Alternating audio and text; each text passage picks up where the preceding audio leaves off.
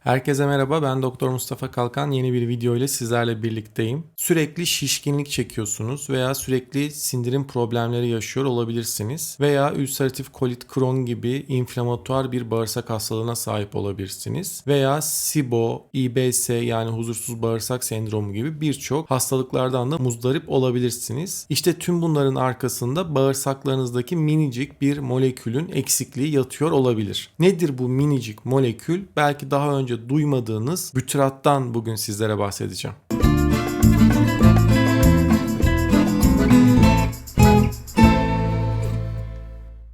Bütyrat nedir? Bütyrat bir kısa zincirli yağ asidi. Daha önce sizlere prebiyotikleri de, probiyotikleri de, postbiyotikleri de anlattım. Neydi prebiyotikler? Lifti. Yediğimiz besinlerden aldığımız lifler de olabilir veya prebiyotik takviyelerden de aldığımız lifler olabilir. Bu lifler bağırsağımızdaki gerek kendi mikrobiyotamızda bulunan bakterilerin gerekse dışarıdan probiyotik takviyesi olarak aldığımız bakterilerin besini. Yani probiyotik bakteriler prebiyotik lifleri besin olarak kullanıyorlar. Fermentasyon yapıyorlar. Nedir fermentasyon? Aslında yediğimiz turşu da fermentasyon oluyor. Yoğurt da, ekmek mayaladığınızda ekmek de fermentasyonlu oluyor. Bağırsağımızda da bu bakteriler işte fermentasyon yaparak bazı maddeler sentezliyorlar. Bu sentezledikleri maddelere de biz postbiyotikler diyoruz. Bu postbiyotiklerin de en önemli üyeleri kısa zincirli yağ asitleri. Bunların da %60'ı asetat, %20'si propionat, %20'si de bütyrat dediğimiz molekül. Bütyratın oranı size az gelebilir ama burada en kilit rolü oynayan molekül bütyrat yani bütürik asit. Ve vücutta bütürik asit sadece bakterilerin fermentasyonuyla üretiliyor. Yani sizin bunu doğal olarak üretebilmeniz için sağlıklı bir mikrobiyotaya sahip olmanız lazım ve gerçek prebiyotik liflerden zengin besleniyor olmanız lazım. Hatta bu bütürik asitin etkilerini incelemek için fareler üstünde bir çalışma yapmışlar. Farelerin bağırsağındaki bakterileri tamamen öldürmüşler ve dolayısıyla bütürik asit sentezlenemediği için sonrasında yaptıkları incelemelerde bağırsak hücrelerinin enerjisiz kaldıkları için, mitokondrileri enerji üretemedikleri için kendi kendilerini otofajiye soktuklarını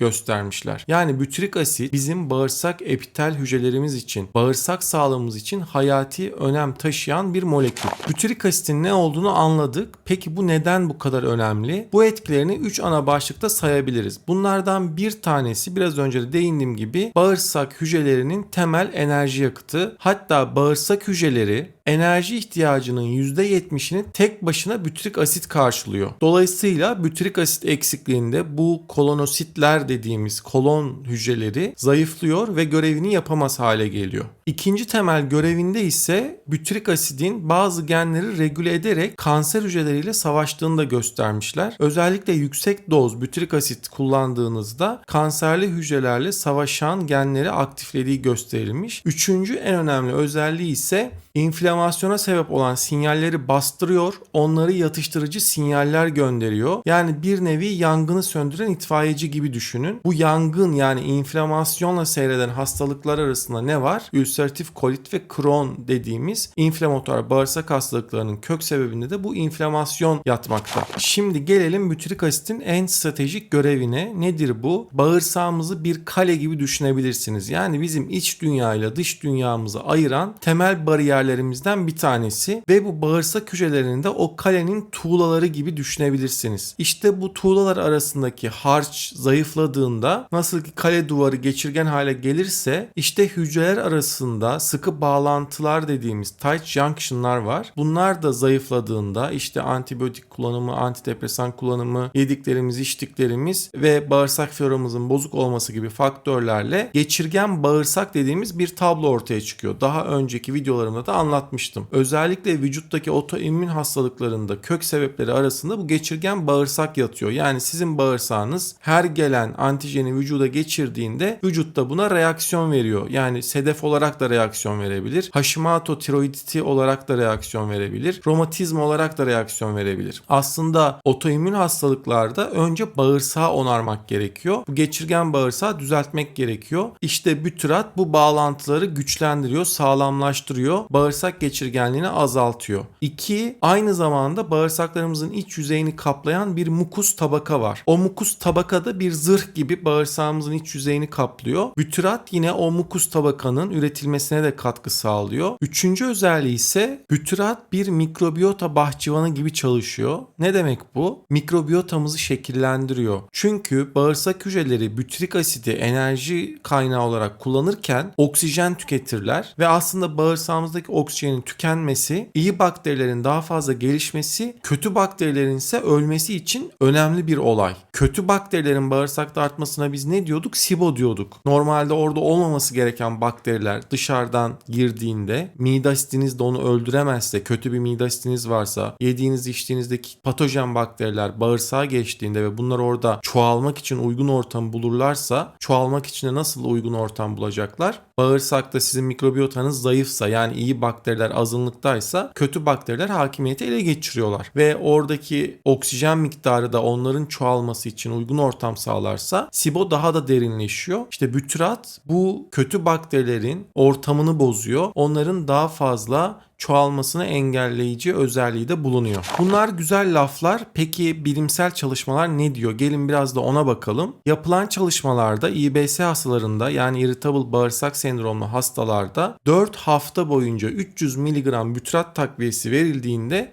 karın ağrısını belirgin şekilde azaltmış ve bağırsak düzenini iyileştirdiği gösterilmiş. Yine Crohn ve ülseratif kolit gibi inflamatuar bağırsak hastalarına bütyrat takviyesi verdiklerinde %69 oranında iyileşme sağlamış ve enflamasyon belirteçlerini düşürdüğü gösterilmiş ve kabızlık sorunu yaşayan kişilerde de bütyrat takviyesi verdiklerinde yine bağırsak hareketlerinin düzeldiği ve semptomlarda rahatlama sağladığı yapılan çalışmalarda gösterilmiş. Peki etkisi sadece bağırsaklarla mı sınırlı? Hayır, aslında tüm bunlardan da önemli bir etkisi daha var. Son dönemde herkesin artık öğrendiği bir hormon var, biliyorsunuz. GLP-1 hormonu. Hani iğne vuruyoruz ve bunun vücuttaki seviyesini artırarak kilo verdiren iğneler var ya. Onların amacı vücutta GLP-1'i artırmak. Ancak vücutta aslında kendimiz de GLP-1 hormonu sentezliyoruz. Bu da bağırsaklardaki L hücrelerinden sentezleniyor ve bu hormonun sentezlenmesini sağlayan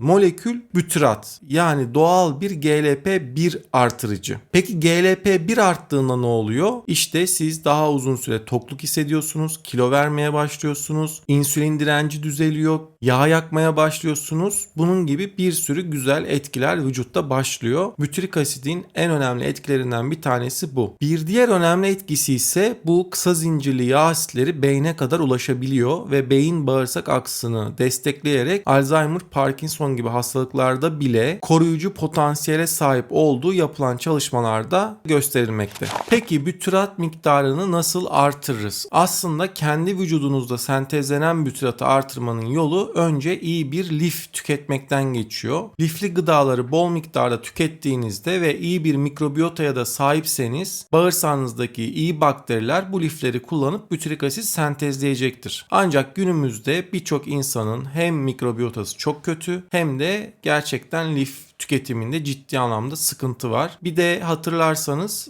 prebiyotik videomda her prebiyotik liftir ama her lif prebiyotik değildir demiştim. Dolayısıyla burada prebiyotik takviyesi de hayata dahil edilecekse akasya gamı gibi, inülin, fruktoligosakkarit gibi bakterilerin daha da sevdiği lifler var. Hatta akasya gamı patojen bakterilerin kullanamadığı, sadece iyi bakterilerin kullanabildiği bir lif. Dolayısıyla bütyrik asidi akasya gamıyla da destekleyebilirsiniz.